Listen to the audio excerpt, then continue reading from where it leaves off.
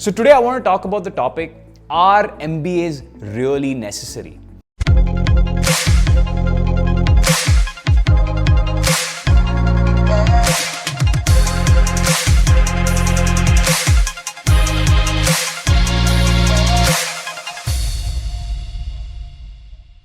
But before that, I want to clarify a confusion and first put the image of what I mean when I say the word an MBA, what kind of college I'm thinking about.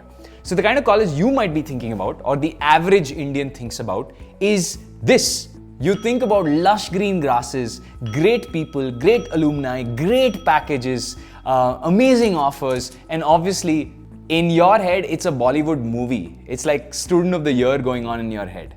But here's the problem. The average MBA in India is not like that. It's not one of the IIMs or the ISBs. The average MBA college in India looks somewhat like this.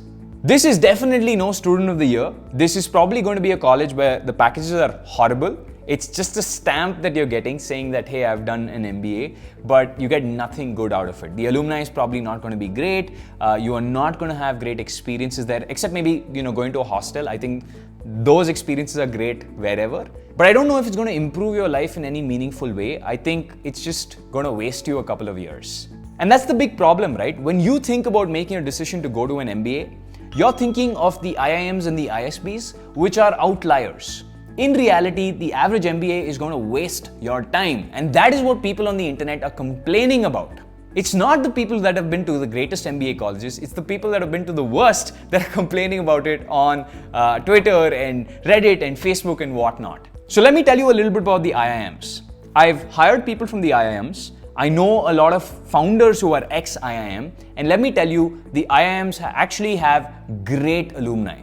They actually have great quality of talent, and even the IIMs will tell you this. The secret sauce of why they produce great talent is not because you go into an IIM and then suddenly your life changes and you become awesome. It happens to some people, but it is the fact that the people who get into IIMs are already fairly smart and already fairly hardworking. They've proven that through the entrance test.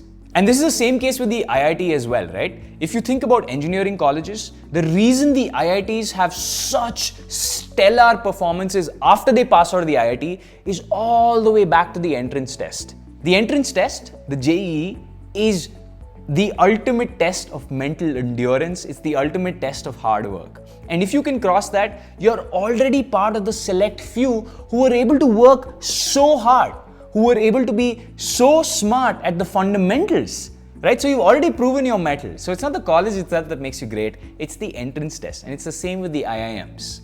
Now, because many of these folks from the IIMs end up becoming successful because they passed a great entrance test where they already had to put their effort or their skill on display, they will now go on and invest in other IIM alumni. And they believe more in the IIMs. It's a self-fulfilling prophecy, right? Because they have passed out from IIMs and had a successful career, they look back and say, hey, it must have been the college that had something good to do with it, which is questionable. I think the college definitely adds exposure to their lives, but I think it was all them and the hard work and effort they put in before they got into the college.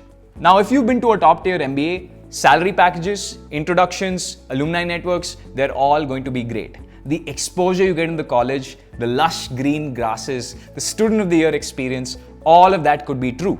Now, you know what's worse? To fantasize about an IIM, then take a loan, go to a tier 3 MBA college, spend that loan, and then struggle with life, and then complain about it, that is something you should avoid.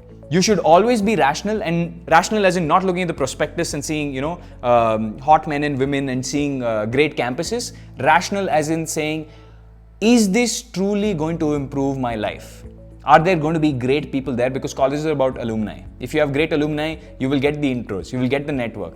The father of one of your friends is going to be some businessman who's going to give you opportunities. They might end up going and doing well in life and, want you in their job. Right? You might start a startup and they might be great and you might want to hire them. All those opportunities are on the table, but it doesn't happen at tier 2 and tier 3 colleges. So do not take a loan and then get into a tier 2, tier 3 MBA while fantasizing about the tier 1s. That is the gravest mistake that you can do. So to have a fair shot of getting into the IIMs, which doesn't mean you get 99% in the test, this means that you need to be better than 99% of students. If 100 people are taking the test, you need to be rank 1. This is incredibly hard. And this is the reason that most people who fantasize about the IIMs eventually end up going to tier 2 and tier 3 colleges, because they truly intended to go to the IIMs but never got through. But this is also the golden test, right? This is why the IIMs have that great cream of the crop talent. It's because of the other 99 percentile people who are able to leave everyone in the dust. So if you can make it, that's great. But if you can't, do not stress over it. Life has several career paths. Like I've mentioned before, it's the alumni, not the quality of teaching, that makes a college great. If you deep dive into the word alumni, an alumni is just a community of people who know, trust, and respect each other. They might not know each other directly, but they know of each other, or they're in the same group, so they value that other person more. Now, if you've not gotten into the IIMs, if you've not made it to the top 1%, that's okay. All you have to do is find an online community that can be a replacement. Maybe even an offline community that can be a replacement.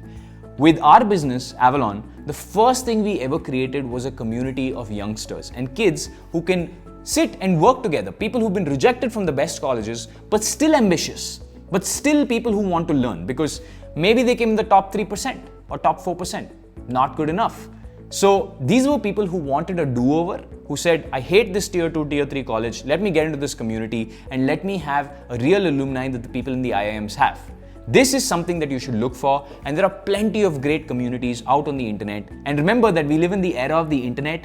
Communities and alumni are to be found everywhere. You don't specifically need a college to get in. In the early 1990s, you were in tough luck. The internet didn't exist. You had to go be part of the IIMs to be part of that power center community, but that's getting decentralized thanks to the internet. That's it for me. Bye.